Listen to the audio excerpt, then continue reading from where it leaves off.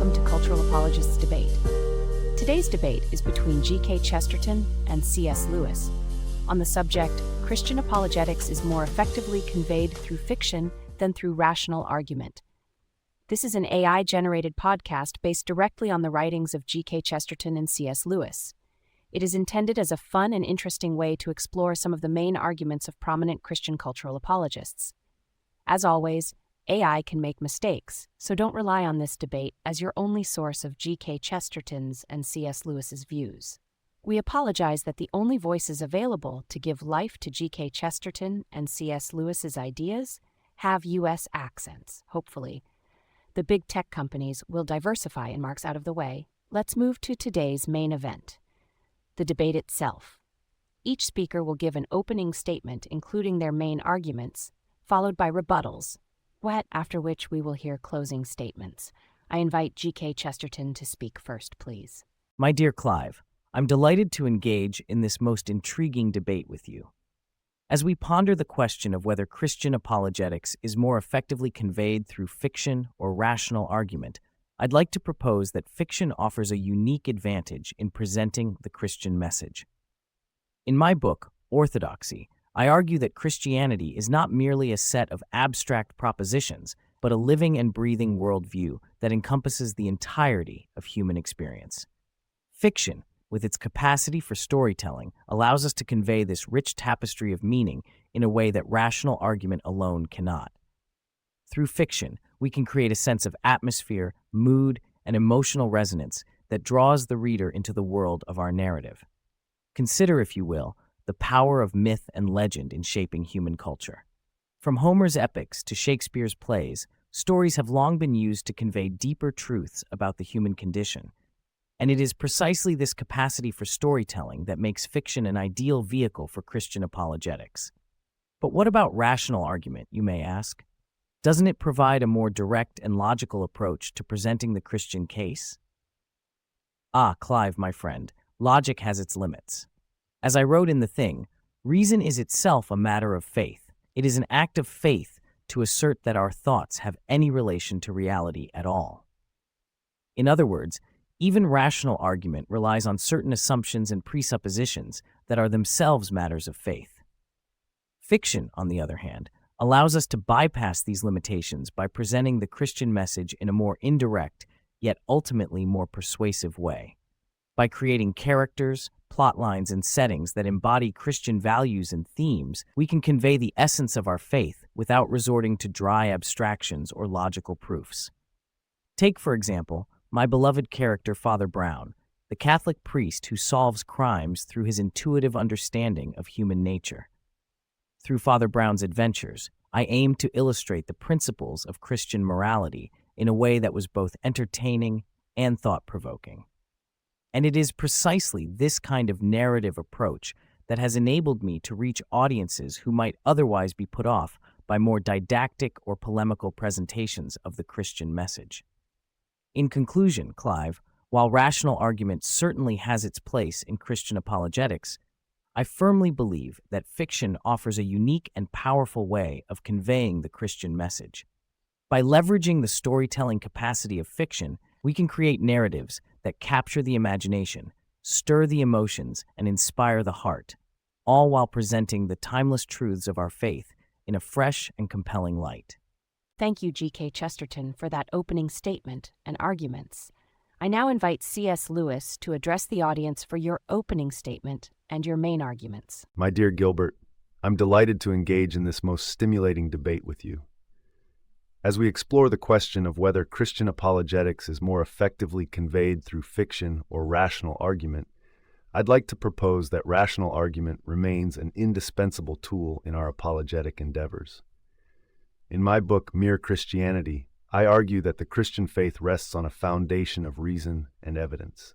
While fiction can be a powerful vehicle for conveying moral and spiritual truths, it is ultimately limited by its subjectivity and lack of explicit argumentation. Rational argument, on the other hand, allows us to engage with skeptics and doubters in a more direct and transparent way, addressing their objections and concerns in a clear and logical manner. I'm not suggesting that fiction has no role to play in Christian apologetics. Indeed, I've employed fictional narratives myself in works like the Screwtape Letters and the Space Trilogy. However, these stories were designed to illustrate and supplement rational arguments, rather than replace them. In my experience as a professor of philosophy at Oxford University, I've found that many students are initially drawn to Christianity through the power of reason. They're persuaded by the coherence and explanatory power of the Christian worldview, and they want to engage with the evidence and arguments that underlie it. Rational argument also allows us to address the most common objections to Christianity in a straightforward way. For instance, I've responded to criticisms of the problem of evil and the challenge of naturalism in my book, The Problem of Pain. By engaging with these concerns through rational argumentation, we can demonstrate that Christianity is not simply a matter of emotional appeal or personal preference, but a robust and defensible worldview. In addition, rational argument enables us to engage in meaningful dialogue with those from other faiths and worldviews. It allows us to compare and contrast the coherence and explanatory power of different systems of thought, and to demonstrate why Christianity offers a more comprehensive and satisfying account of reality. So while fiction can be a valuable tool in Christian apologetics, I firmly believe that rational argument remains essential for engaging with skeptics, addressing objections, and demonstrating the intellectual credibility of our faith. We now move to the rebuttals. G.K. Chesterton will speak first. My dear Clive, I must say that while your argument is characteristically clear and concise, I fear it falls short of capturing the full richness and complexity of human experience. In your enthusiasm for rational argumentation, you seem to have overlooked the profound power of storytelling in shaping our imagination, emotions, and ultimately our reasoning. You claim that fiction is limited by its subjectivity, but is not rational argument itself subjective? Does it not rely on a set of assumptions, axioms, and values that are inherently personal and cultural? Moreover, can we truly say that the human experience can be reduced to mere logical propositions? Do we not respond more deeply to narratives, myths, and legends that speak to our very soul? Your assertion that fiction is merely illustrative or supplementary to rational argument also strikes me as too narrow. What about the countless examples of literature that have shaped our understanding of morality, justice, and compassion? Think of Dickens's portrayal of social inequality, Tolstoy's exploration of redemption, or even my own Father Brown's stories, which use narrative to reveal the workings of the human heart. Furthermore, I would argue that fiction can often convey complex truths more effectively than rational argument. It can capture the nuances, paradoxes, and mysteries of human experience in a way that logical discourse cannot. And is not this precisely what we need in apologetics? To convey the richness and depth of the Christian faith in all its complexity and beauty. In short, Clive, while rational argument has its place, I firmly believe that fiction is not merely a secondary tool in our apologetic endeavors, but a primary means by which we can engage hearts, minds, and imaginations. It is now time for C.S. Lewis's rebuttal. My dear Gilbert, while I appreciate your passion for the role of fiction in apologetics, I must respectfully disagree with several key points you've raised. Firstly, I think it's essential to distinguish between the use of narrative as a tool for illustration and its use as a primary means of conveying truth. While stories can undoubtedly be powerful vehicles for exploring complex moral and philosophical issues, they are inherently subjective and open to multiple interpretations. As such, they cannot serve as a reliable foundation for apologetic arguments that require clarity, precision, and logical coherence.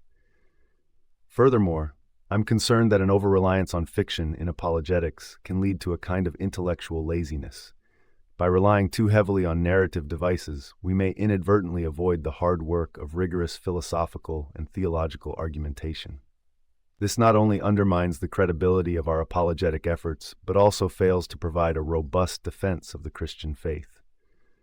Additionally, I think it's crucial to recognize that fiction is not uniquely equipped to convey complex truths. In fact, many of the greatest thinkers in history, from Plato to Aquinas, have demonstrated that philosophical and theological ideas can be expressed with remarkable clarity and precision through rational argumentation. Finally, while I acknowledge the importance of engaging hearts and imaginations in apologetics, I believe we must prioritize the use of reason and evidence in our defense of the Christian faith. By doing so, we demonstrate a commitment to intellectual honesty and provide a more compelling case for the truth claims of Christianity. In short, Gilbert, while fiction has its place in apologetics, I firmly believe that rational argumentation remains the most effective means of conveying the substance and coherence of the Christian worldview. The time has come for closing statements. G.K. Chesterton, the floor is yours. My dear Clive, as we conclude this most enlightening debate, I'd like to distill our discussion down to its essence.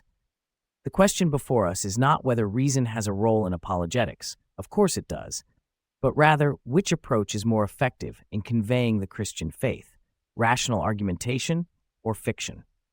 While Clive has ably defended the importance of reason, I firmly believe that fiction offers a unique capacity to capture the complexities, nuances, and paradoxes of human experience. Through stories, we can embody the very essence of Christianity, its hope, joy, and redemption, in a way that rational argumentation alone cannot. Fiction allows us to explore the inner lives of characters, to witness their struggles and triumphs, and to see the gospel lived out in all its messy beauty. This is not to say that reason has no place. Rather, fiction provides a complementary language that speaks directly to our hearts and imaginations.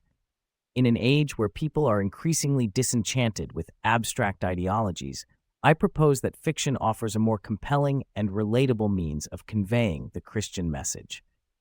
By embracing this approach, we can create a new generation of apologists who speak not just to the mind, but to the very soul. And I now invite you, C.S. Lewis, to give your closing statement. My dear Gilbert, as we conclude this most stimulating debate, I'd like to reiterate that while fiction has its place in apologetics, it is ultimately a secondary role. The primary task of the apologist is to provide clear and compelling reasons for believing in Christianity. Gilbert has eloquently argued that fiction can capture the essence of human experience and convey the gospel in a unique way. I agree, but I must insist that this approach is supplementary, not primary. For it is through rational argumentation that we can establish the historicity of Christ's life, death, and resurrection, the very foundation of our faith. Furthermore, in an age where skepticism and doubt are rampant, we need to be able to provide robust defenses against objections and criticisms. Fiction, no matter how beautifully crafted, cannot substitute for the careful examination of evidence and the rigorous application of logic. Let us not forget that Christianity is a faith rooted in reason and evidence. By prioritizing rational argumentation, we demonstrate our commitment to intellectual honesty and our confidence in the truth claims of our faith. I urge you, dear friends, to recognize the primacy of reason in apologetics, even as we appreciate the complementary role of fiction. Thank you to G.K. Chesterton and C.S. Lewis for participating in this debate on the subject Christian apologetics is more effectively conveyed through fiction than through rational argument. I trust that the audience will have found this constructive and respectful exchange of ideas thought-provoking. Please come back again to hear another episode of Cultural Apologists Debate, or check out our brief daily reflection on the day's news in the Cultural Apologists React podcast. See you next time.